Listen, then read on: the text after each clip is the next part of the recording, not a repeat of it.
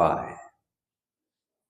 ठीक है, पाप से बचने के 5 उपाय। सबसे पहला, हम जहां भी रहते हैं ईश्वर के अंदर रहते हैं। बोलिए, पहला उपाय, हम ईश्वर के अंदर रहते हैं। समझ में आ गया ये? दूसरा, हम जो कुछ भी करते हैं ईश्वर की शक्ति से करते हैं। बोलिए, हम जो कुछ भी करते हैं ईश्वर की शक्ति से करते हैं। 2 हो गया। तीसरा, हम जो कुछ भी देते हैं ईश्वर की वस्तु को ही देते हैं। हम जो कुछ भी देते हैं ईश्वर की वस्तु को ही देते हैं। चौथा, हम जो कुछ भी लेते हैं ईश्वर की वस्तु को ही लेते हैं।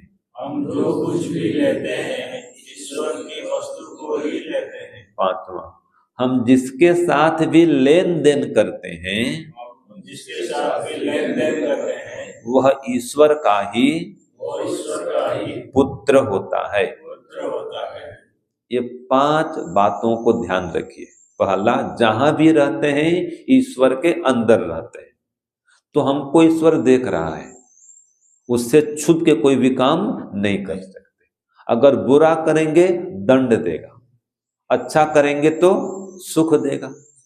तो सभी जगह ईश्वर को अनुभव करने का प्रयास करें। कैसे करें? ईश्वर का अनुभव कैसे होगा? देखो, हमारे सामने वायु व्याप्त है ना, प्रकाश व्याप्त है, ऐसे ही ईश्वर हमारे सामने प्रकाश के समान, वायु के समान सभी जगह व्याप्त हैं, समाये हैं। ठीक है, तो ईश्वर को सब जगह अनुभव करें। यही सबसे बड़ा उपाय है पाप से बचने का। क्यों? परमात्मा सर्वव्यापक है और न्यायकारी है। थोड़ा भी गलत करेंगे दंड देगा, एक उपाय। दूसरा, जो कुछ भी करते हैं ईश्वर की शक्ति से करते हैं तो अभिमान नहीं आएगा। हम उपदेश कर रहे हैं, शक्ति किसकी है? ईश्वर की। आप इस कार्यक्रम का आयोजन कर रहे हैं, शक्ति किसकी है? ईश्वर की। तो जो ईश्वर की शक्ति को मान के करेगा, ये शक्ति ईश्वर की है, एक तो अभिमान नहीं करेगा और दूसरा उसका दुरुपयोग नहीं करेगा। जैसे कि चोर चोरी करता है, वो शक्ति किसकी है? ईश्वर की है या चोर की है? ईश्वर की है। अगर ईश्वर की मानेगा तो चोरी नहीं करेगा। वे शक्ति ईश्वर की, चोरी क्यों करो? ठीक है, तो जो कुछ भी करते हैं ईश्वर की शक्ति से करते हैं। तीसरा, जो कुछ भी देते हैं ईश्वर की वस्तु को देते हैं, तो वो गलत चीज नहीं देगा। जैसे व्यापार करता है व्यक्ति, बिक्री करता है, आजकल दूध भी मिलावटी दूध है ना, दूध बेच रहा है। क्यों? अगर उसको ईश्वर का नहीं मानता है तो उसको मिलावट कर देता है। मेरा है, मैं कुछ भी बेच दूं। अगर ईश्वर को मानेगा तो उसमें मिलावट नहीं करेगा। और धन भी दान कर रहा है तो व्यक्ति बड़े एकदम गर्व से, अभिमान से फूल जाता है कि मैंने इतना दान किया, मेरा धन है। तो जहां मेरा धन किया, मेरा किया, वहां विनाश है। एक कहावत है,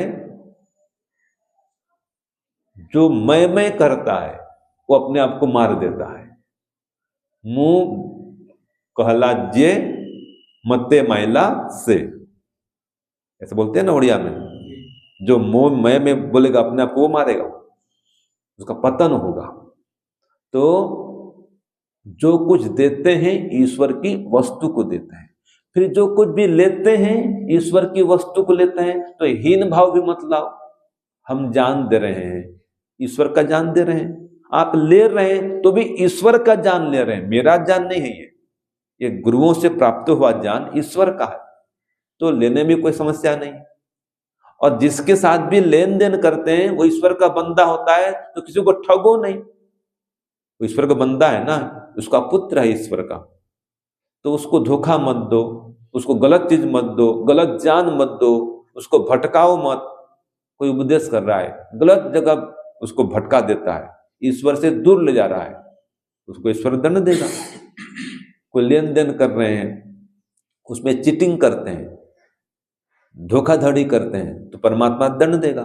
तो जिसके साथ भी लेन देन करते हैं वो ईश्वर का ही पुत्र है, तो उसको भाई मान करके उससे अच्छा व्यवहार करें, तो पाप नहीं होगा, अधर्म नहीं होगा, हिंसा नहीं करेंगे, सबको ईश्वर का पुत्र माने। तो इन 5 बातों को जो याद रखता है वो पाप से बच सकता है कि परमात्मा सर्वव्यापक हैं, सर्वज्ञ हैं, सर्वद्रष्टा हैं, सर्वश्रोता हैं, सर्वज्ञाता हैं और सर्वकर्म फल प्रदाता हैं। कुछ भी करेंगे उनसे बच नहीं पाएंगे, बुरा करेंगे बुरा फल पाएंगे, अच्छा करेंगे अच्छा फल पाएंगे। तो ये ईश्वर का न्यायकारी स्वरूप है।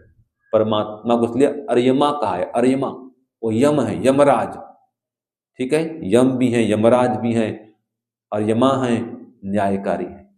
तो परमात्मा के स्वरूप का जो स्मरण करता रहता है, उसका चिंतन करता रहता है, वो पाप से पृथक रहता है। ओम शांति ओम शम।